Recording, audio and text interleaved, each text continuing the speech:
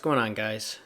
Okay, so today I wanted to talk about some boxing drills from the Ingle Boxing Gym in the UK, Sheffield, UK. Okay, so Brendan Ingle was the trainer of Naseem Muhammad, Prince Naseem, Johnny Nelson, Kell Brook, a bunch of other fighters. He had a lot of champions coming out of his gym, and he had a very unique kind of system he worked off of. He had all these lines on the floor. There were different patterns he had everybody do from day one. Okay, so one of the drills was, as you saw from the intro, one of the drills was called the steps.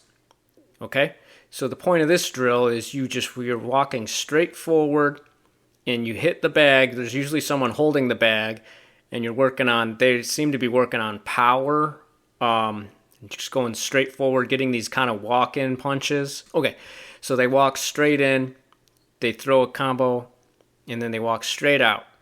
And the point of this is, it looks like it's a footwork exercise. It's good for beginners to learn their distance, but they seem to be using it. They typically have someone holding the bag, so they can really get some good power on their shots too. So what they do is they'll do 10 reps, so 10 punches.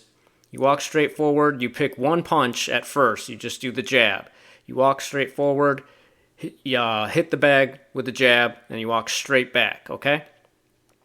And they'll do that 10 times for each hand. So you're going to switch, you're going to walk straight forward, hit the bag 10 times out of the southpaw stance, okay? So then you're going to do it alternating, okay? 10 times each side, okay? So at first, you just start with one punch. You can do the jab, do the whole thing with just the jab. And then you can do the whole thing with just the right hand, and you do all the punches like that. And then as you get more familiar with the drill, you could do a full combo, like you saw on the intro in the very beginning, okay? So the point of the drill is it's good for these kind of walk-up punches, like you've seen George Forman, Joe Walcott do.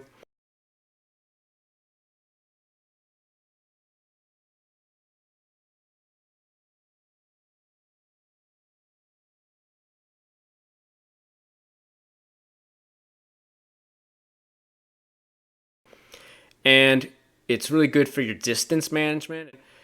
It teaches beginners how to set your weight for each punch individually so that you have these kind of movements memorized. And you do it walking straight forward, so you're going from just a normal walking up to your opponent, and then you get into your stance, and then you throw the punch, okay? So another interesting thing about this drill is they go straight backwards after throwing these punches, okay? So beginners are typically taught never to go straight back, okay? But you watch people like Floyd Mayweather who have really good defense, and they go straight back all the time, okay? So typically in the US, they seem to teach people to never go straight back. Basically, I think that's mostly for beginners, because beginners will instinctually always go straight back, and that makes you extremely predictable. So they tell you at first to never go straight back, but then as you get as your defense improves and you get more ring generalship, you can go straight back. You can go straight back a couple steps, and that gives you the distance you need to turn and start doing your circling and, take control of the ring again. But a lot of times that's the safest way to go is straight back, because after you move in and throw your combo, the other guy, a lot of times, out of frustration, he throws looping punches, okay? So when you go straight back, the shortest distance between two objects is a straight line. So you go straight back, and you're avoiding a looping punch because you're moving straight out of the arc, okay? You don't have to worry about trying to get under the punch or which way it's going to come from. You just go straight back, and these looping punches, that's the safest way to move from them. And it gives you the distance you need. A lot of times when you just pivot away, you're still too close to the guy. If you pivot after a combo, and if you don't get reset quick enough, he's going to end up countering you off of the pivot, right? He's going to get there before you and counter you, okay?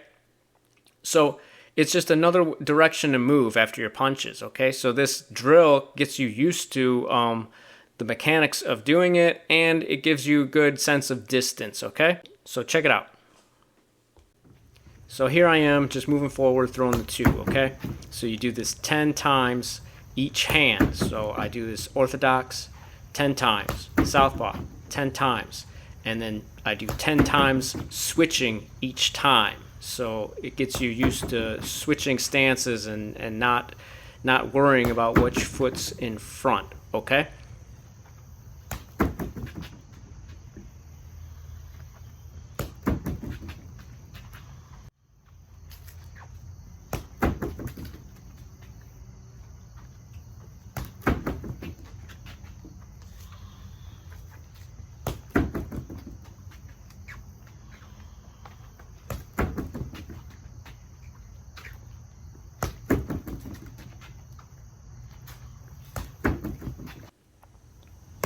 So the next thing you can do is you can try another punch. So here, I'm working the overhand.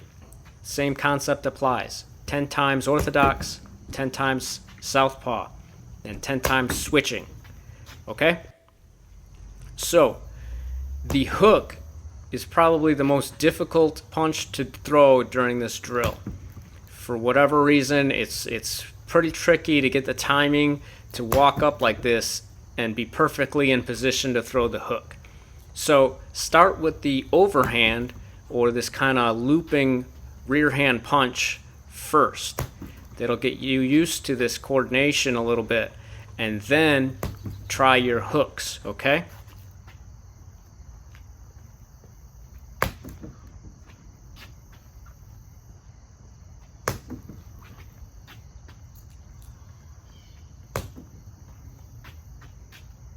So as you can see, there's kind of different ways to land the hook, okay? Sometimes I might plant my rear foot and I swing my left foot forward and land the hook at the same time my lead hand hits, okay? Other times I don't fully shift my weight over. I generate power more like I would for like a body hook, where I don't pivot on the lead foot and then I return to the lead foot after the hook, and then I kind of roll out after that.